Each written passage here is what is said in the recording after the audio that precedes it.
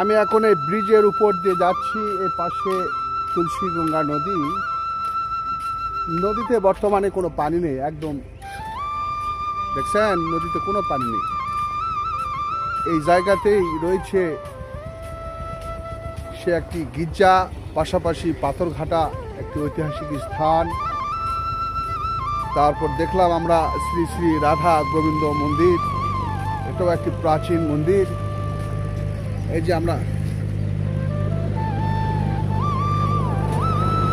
এই যে দেখতে পাচ্ছেন না, এদিক থেকে কিন্তু বালু নিয়ে আসতেছে, বালু। এই গাড়িগুলো এই পাশে থেকে এই বালু নিয়ে আসতেছে। আর এই গাড়িগুলো ঠিক এই পাশে দিয়েই বালু নিয়ে আসতেছে, বালু। এই নদী থেকে বালু উঠায় মনে হয় সমগ্র।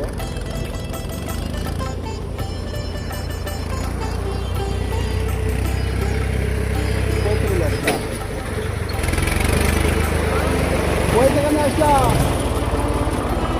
বালু? কই থেকে নিয়ে আসলা বালু?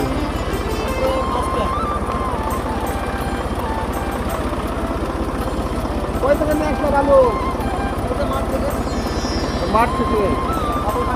প্রিয় বন্ধুরা, এখানে একটি বালুর ঘাট রয়েছে। এই পাথরঘাটা এই তুলসীগঙ্গা নদীর পাড়ে, সেখান থেকে বালু উত্তোলন করে নিয়ে আসতেছে।